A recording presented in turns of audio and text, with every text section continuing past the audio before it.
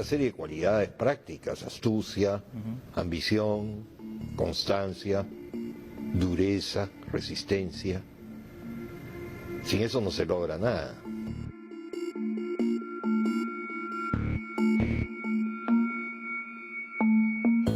Mis fuentes preferidas son los escritos. Ajá. Yo prefiero ir a un periódico que hablar con una persona.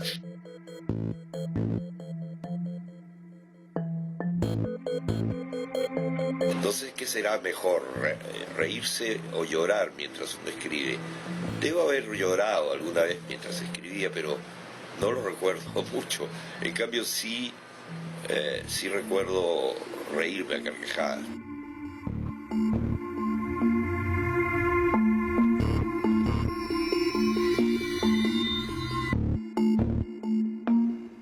Aplauso de bienvenida para el niño Jado.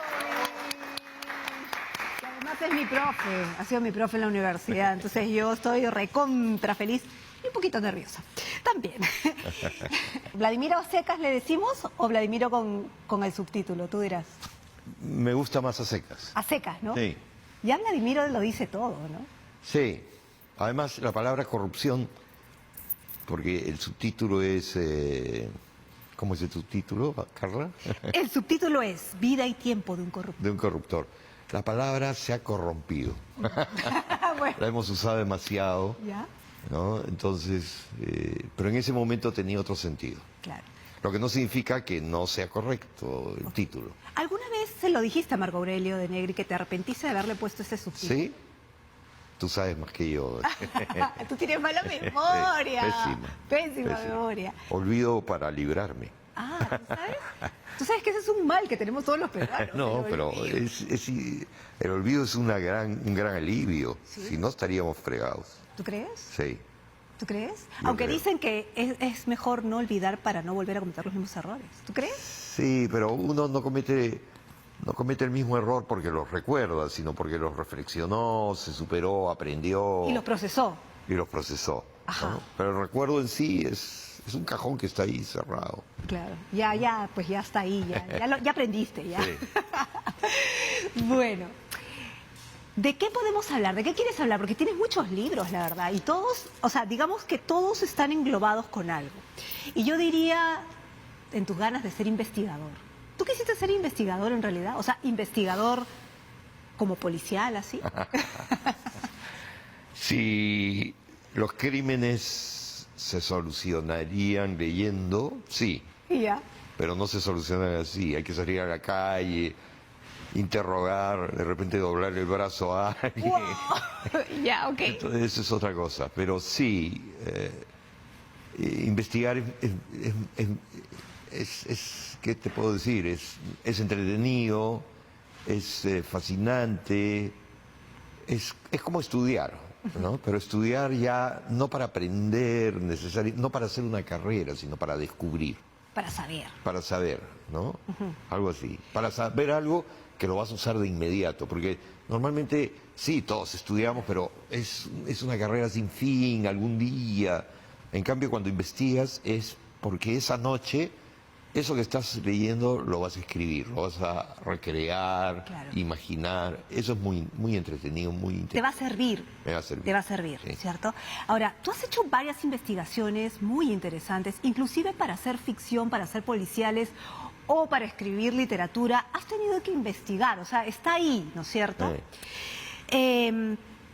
Si bien ahorita estás poniendo Archivo Expiatorio, que es muy interesante porque yo he leído algunos extractos, digamos, no he leído el libro completo, pero he visto algunos extractos, inclusive para escribir la biografía de un perro, has investigado y es tan rica la historia Sí. que te da risa.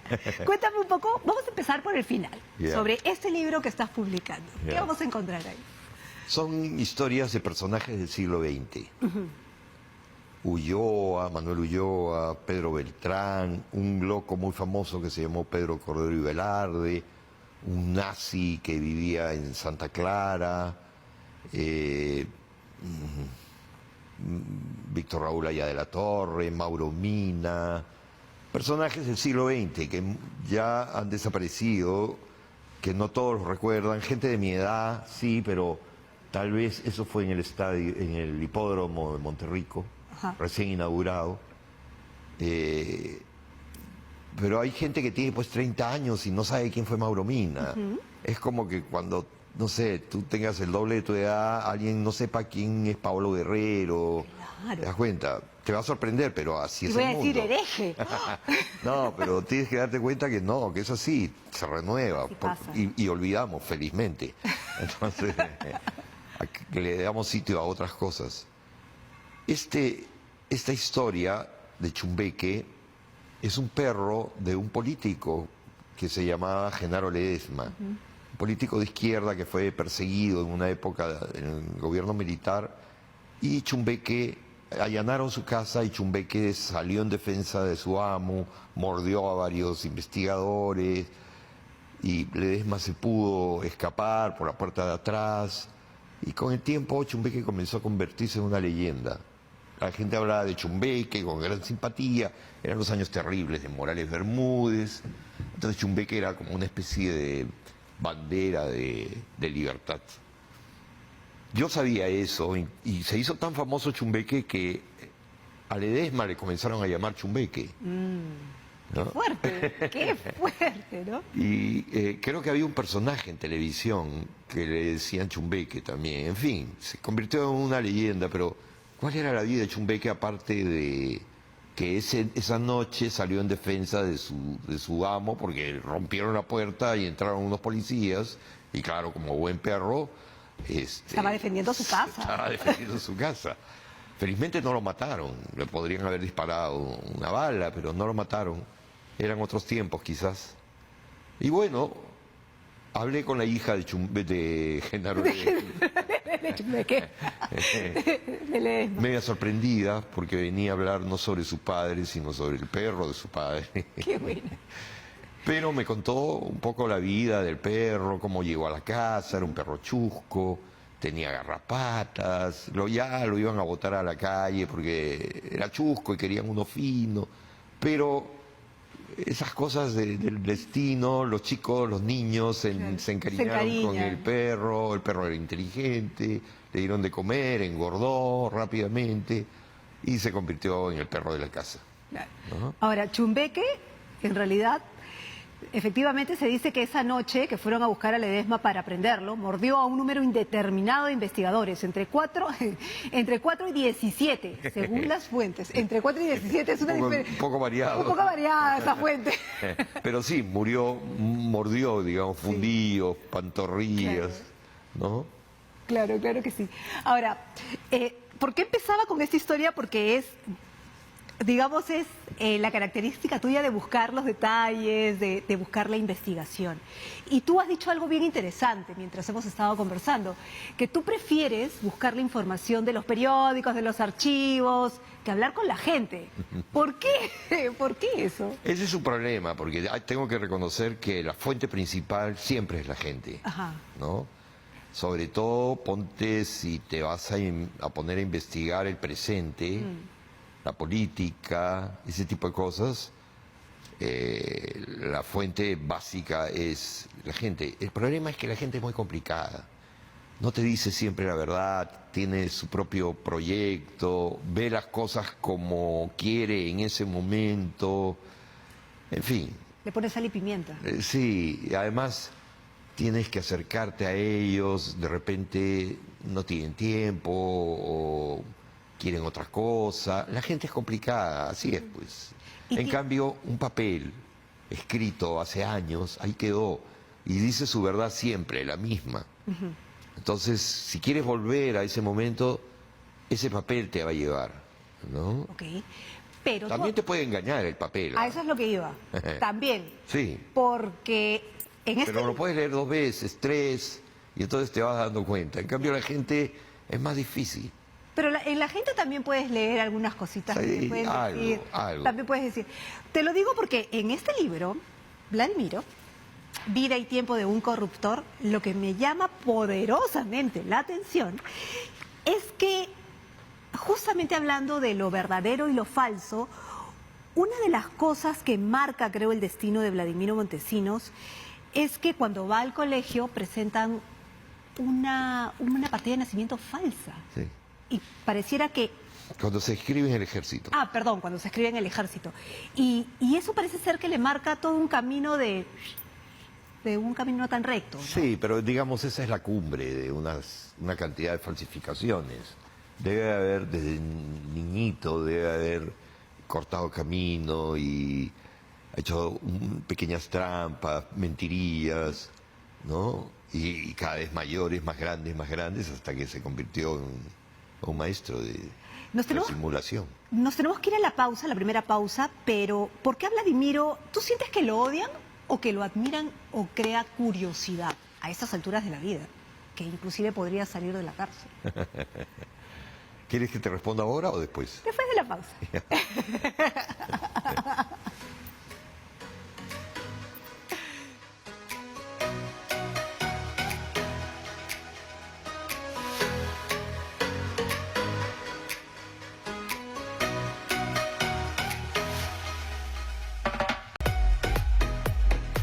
Nos habíamos quedado aquí en suspenso, preguntándole a Lillo Jamovich, ¿por qué Vladimiro, qué es lo que genera?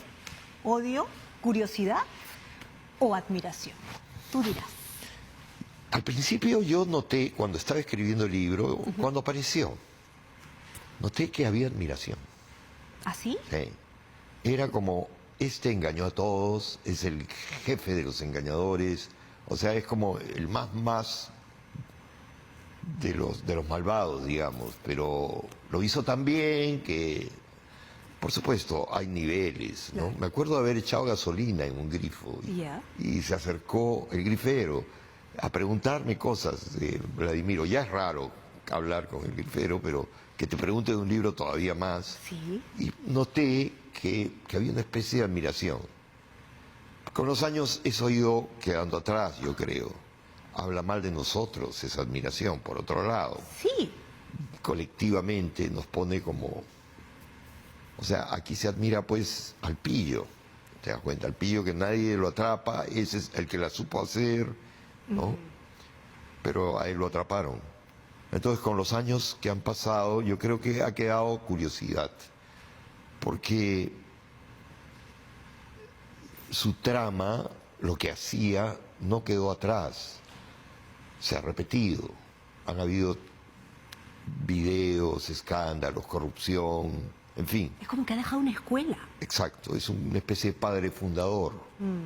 Si es que no es el mismo el que está atrás desde la cárcel, que también hay esa hipótesis. Claro, que desde ahí maneja... Sí, yo no la creo, pero hay gente que la cree. Ajá.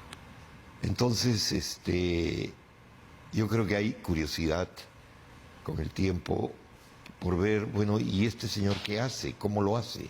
¿No? Ha escrito un libro desde la cárcel. Varios, muy malos. Sí, lamentablemente no es sincero consigo mismo.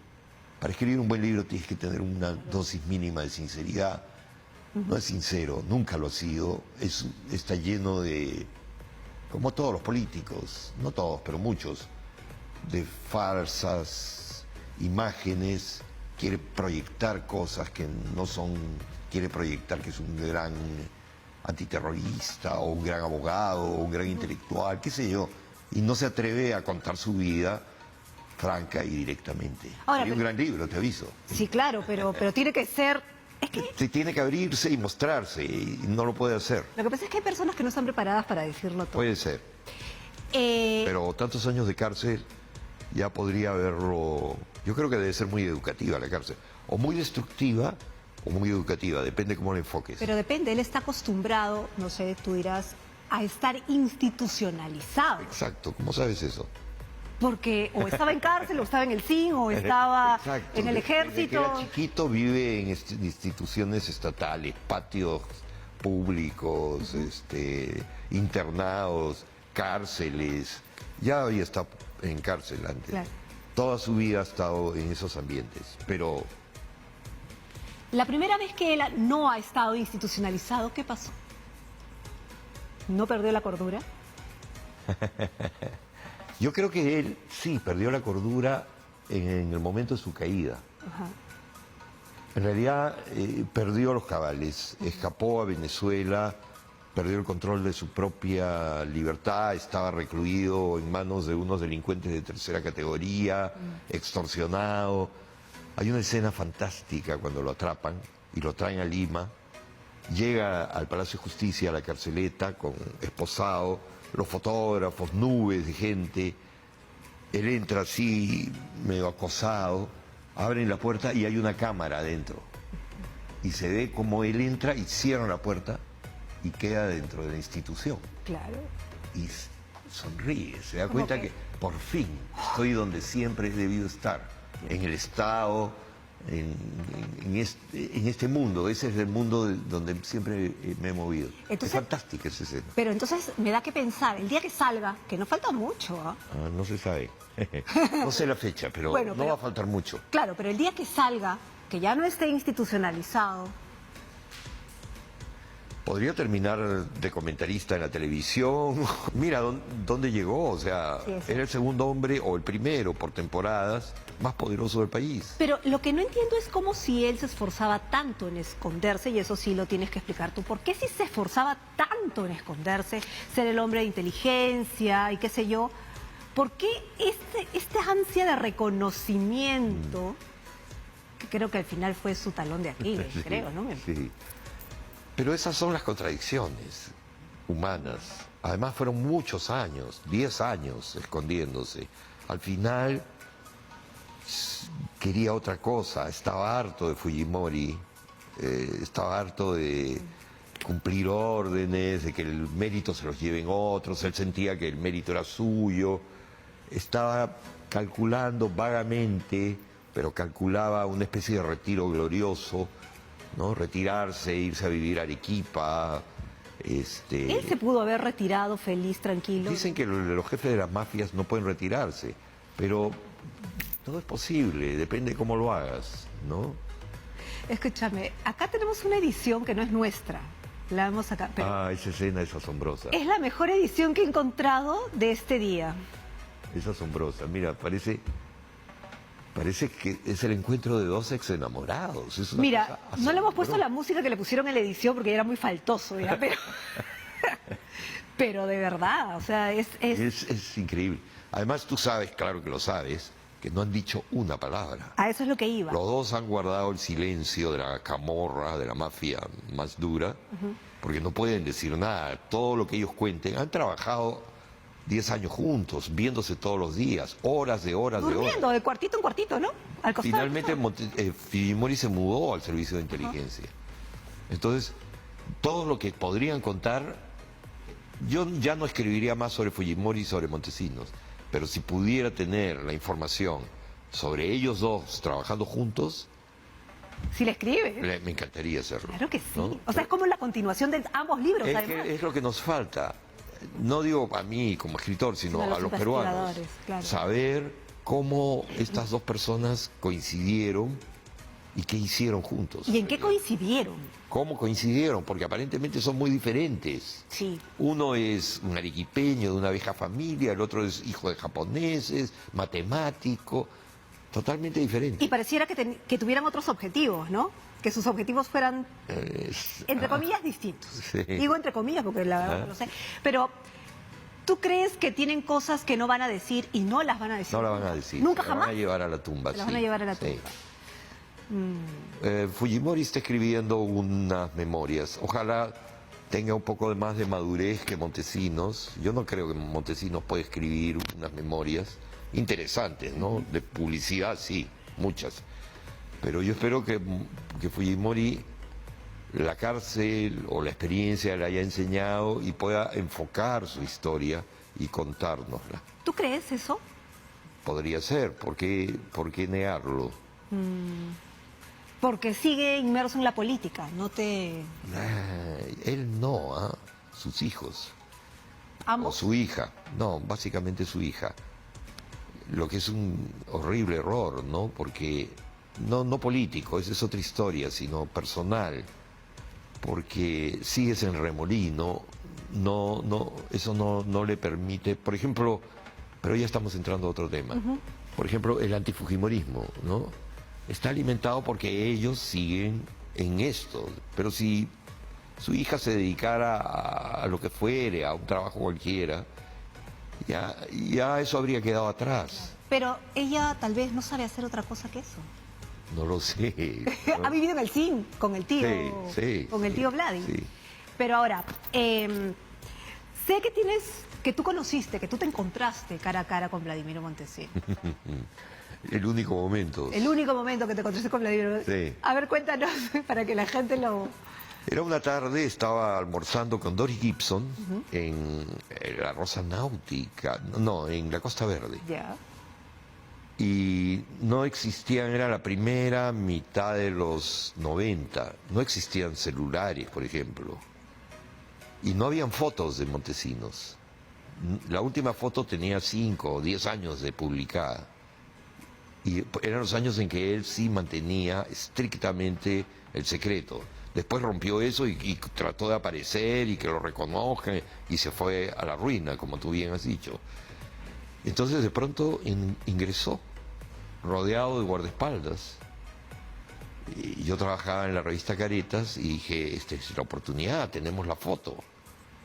Me paré y hablé por teléfono, en un teléfono público que quedaba en el baño, y dije, está acá, envíen un fotógrafo de inmediato. Ya, vamos de inmediato. Regresé y me senté. Creí que la había hecho perfecta. Y que Montesinos fue y se sentó al fondo a una mesa con 2 señoras que parecían sus parientes. Se puso a conversar y de pronto se le acercó a alguien. Le dijo algo en secreto. Yo los vigilaba desde mi mesa, ¿no? Y haciendo tiempo, ¿a qué hora llega el fotógrafo? ¿A qué hora llega el fotógrafo? Y de pronto se paró.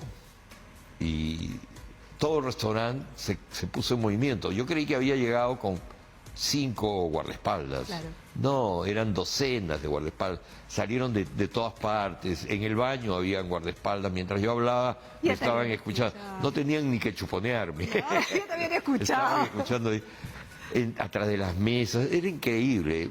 Montones de personas. Entonces me di cuenta de que lo que había pasado y que él se iba en ese momento. Claro. Entonces cruzó el restaurante, tenía que pasar al lado mío y me miró fijamente, me malogré el día, Claro, ¿no? el almuerzo. El almuerzo, era tarde, pero seguramente almorzaría. Y yo le sostuve la mirada, me encantó eso, es una especie de duelo silencioso, ¿no? Claro. Como diciendo, ya te vi, yo también. Ya te conozco, ya te vi la cara. ¿Ah? Y nada, desapareció. Claro. Eso fue todo. Qué loco. Y de ahí no te ha pasado nada, nunca te has amenazado. No. Ah, ya. Cuando escribí el libro estaba un poco paranoico, Claro. sentía que me chuponeaban, pero no. Pero no, todo bien. Sí. Todo bien. Ahora, ¿es Montesinos el precursor de la corrupción o que ya estaba instalada? Porque en la época de Odría también hubo un asesor bien conocido que también tenía sus vicios y sus cosas, ¿no?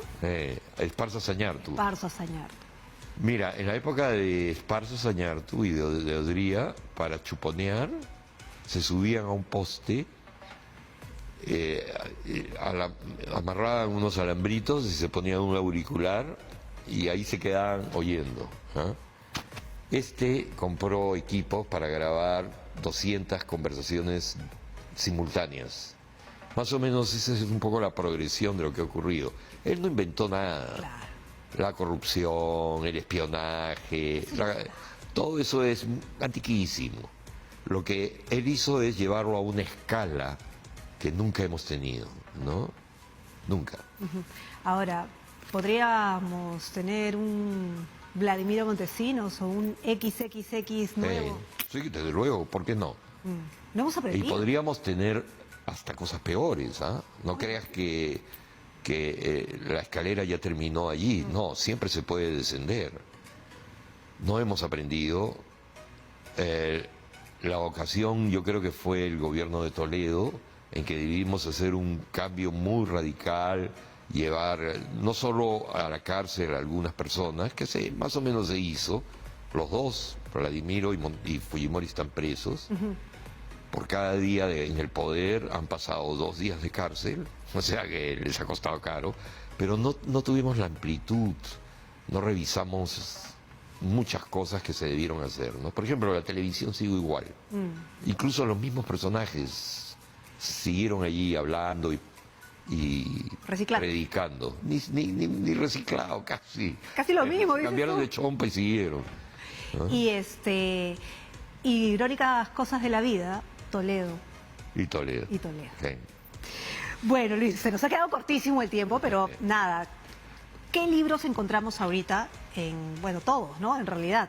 Tenemos Vladimiro, tenemos Ciudadano Fujimori y tenemos el Archivo Expiatorio. Archivo expiatorio y un libro de cuentos que algo tienen en común, que se llama Papeles Fantasmas. ¿Mm? Papeles fantasmas. Papeles Fantasmas. Fan- Sí. ¿Dónde los encontramos? Supongo que en las librerías, ¿no? ¿Todas? No todas. Vengo de una librería que no lo tenía, pero esa es una queja que le voy a hacer a Planeta. Ah, Planeta. Planeta. Yo no sé.